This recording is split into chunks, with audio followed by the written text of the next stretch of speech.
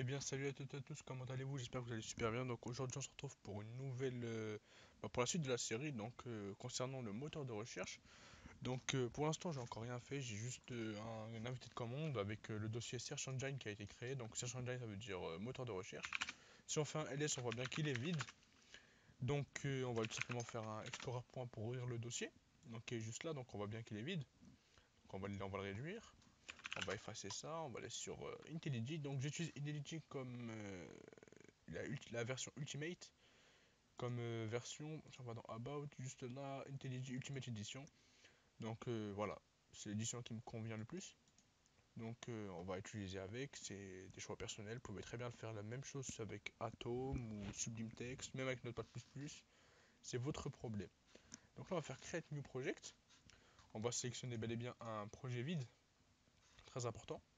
On va faire un next, on va dire il est situé le projet, donc il est dans le lab, Search Engine il est juste là, ok. On va mettre un petit ok, donc on va voir ce qu'il me dit, il me dit juste on utilise IPR ou .ida, on va mettre .ida, c'est plus simple, finish. Donc là le projet a été créé, on a la petite fenêtre module structure qui a été créée. Au niveau dedans, on a les paramètres du projet, donc on peut lui dire ce qu'on veut. On a les librairies qu'on utilise, les artefacts, pas mal de choses. Nous, ce qu'on va utiliser, c'est module. On va faire petit plus. Donc, on va mettre add new module. Donc, on va cliquer dedans. Nous, on veut un module quoi? On veut un module tout simplement PHP. Pour tout ce qui est module, on va pas le faire de cette façon-là. On a une façon beaucoup plus simple de le faire qui sera beaucoup mieux. Ce sera avec l'invité de commande. Donc, ça va nous créer automatiquement un dossier ici. Et je pense que c'est un peu mieux quoi. Voilà. C'est plus propre. Du coup, on va commencer ça tout de suite. Pardon, on va juste aller là. On va taper Laravel. Donc on va aller sur la documentation de Laravel. On va chercher le premier truc. Composer, create project, blog, ok. On va aller sur notre invité de commande. Donc composer, create project. Et là on va l'appeler tout simplement Search Engine. Voilà. Donc on va juste l'appeler website. Voilà, c'est plus simple, plus logique. On va l'appeler website. Website, pardon. Donc on clique dessus, ça va charger, ça va télécharger toutes les dépendances qu'il a besoin. Si on va à ce niveau-là, il va tout simplement créer un nouveau dossier. Donc qui est juste là, donc c'est website. Si on va dedans, on a exactement tout. Au niveau de notre moteur au niveau de notre IDE, on ferme ça, on aura bel et bien notre petit projet qui va s'ajouter à la liste. Donc on attendra juste. Voilà, donc là c'est au niveau du package file, donc il n'est pas encore mis à jour. Il s'est pas encore mis à jour, mais normalement ça va pas tarder.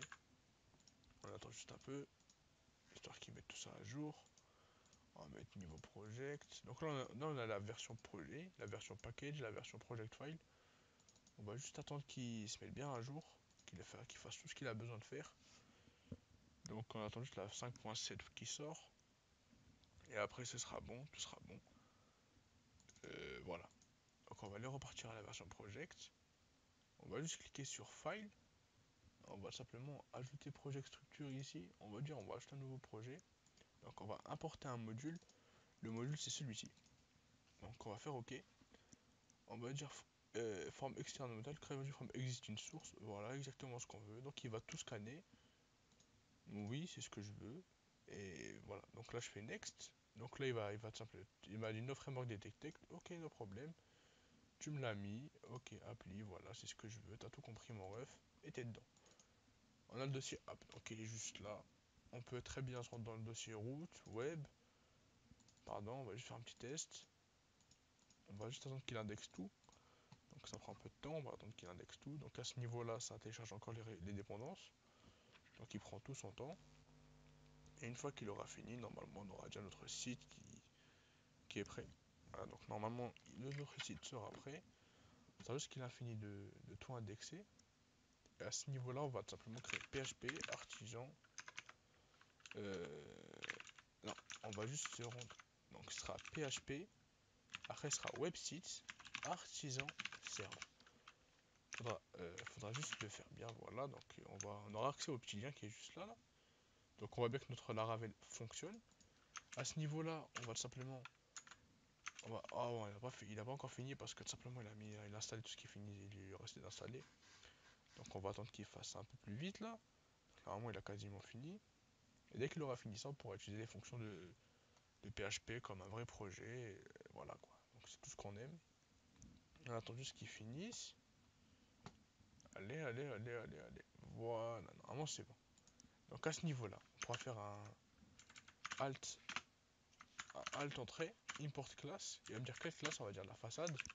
Et voilà, donc déjà c'est beaucoup mieux. On a accès à tout ce qu'il nous faut dans notre petit website. Donc c'est un vrai projet Laravel.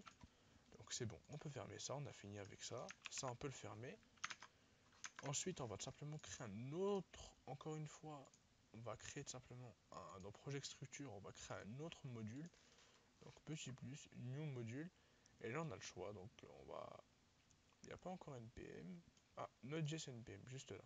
Donc là il me propose une Node.js Express, non. Static Website, on en a plusieurs. Nous ce qu'on veut c'est plutôt un Node.js côté backend. Donc on va juste voir s'il y a à peu près. Non, je dirais pas que ça a pas très l'air d'un. Il n'y a pas vraiment de Node.js backend. On a même un truc pour faire des applications Flash. Nous, on va simplement faire un projet vide. Voilà. On va l'appeler tout simplement. Pourquoi il veut pas trop charger Next. Parce qu'il n'y a aucun paramètre à mettre. Finish. Crée-moi mon projet vide. Et il n'a pas très l'air envie de le. Il n'a pas vraiment envie de le faire. Donc on va un peu le. Bon, on va le faire à la main, du coup on va faire comme tout à l'heure. On va simplement venir ici et on va au niveau de ici là on va actualiser ça. C'est quoi une petite LED? Ok, donc c'est vide, on va laisser comme ça. On va créer un nouveau dossier, on va l'appeler backend. Voilà. On va appeler backend et dedans on va mettre simplement tout ce qui est tout ce qui concerne notre petit npm. Donc voilà. On va faire un nouveau import module. Donc on l'importe du côté backend suivant.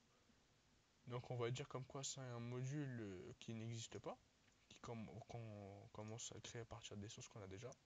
Pas de framework détecté, d'accord. Crée-moi juste mon module, mon pote, et c'est bon, on fait appli, ok. Voilà, donc déjà là on a deux fichiers, on a le backend.yml, donc on a au niveau du backend et ici on a ça. Donc au niveau du backend, on peut commencer maintenant avec tout simplement le terminal. Donc on va ouvrir un terminal. Donc au niveau du backend, on va simplement faire npm init, histoire qu'il initialise bien le backend pour voilà quoi. Donc on va me dire le nom, backend version 1.0, description on laisse tout par défaut. Voilà, c'est bon. On a fini. Côté backend, on actualise un petit peu, on a un petit coup de package.json. Donc dedans on mettra tout le code concernant le backend de notre site, c'est-à-dire la recherche des liens, l'indexation, tout ça. Et au niveau du website, on a bel et bien notre site. Donc comme ça nous permettra de travailler sur le même projet. Et une question que je me pose, c'est si je fais un package.json, il me trouve de quel côté? Voilà, il me trouve des deux. Donc ça c'est un truc que je voulais juste savoir. Donc voilà, c'est juste un truc que je voulais savoir et que j'avais pas vraiment envie d'avoir la surprise pour plein milieu du truc. C'est que là on a bel et bien les deux. C'est juste un truc que je voulais savoir. On a le côté website et le côté backend. Donc voilà, histoire d'être au courant et de savoir où je mets les pieds. Du coup voilà. Donc ça c'était le premier épisode pour savoir comment configurer IntelliJ. Donc voilà. Je vous dis rendez-vous au prochain épisode et à la prochaine.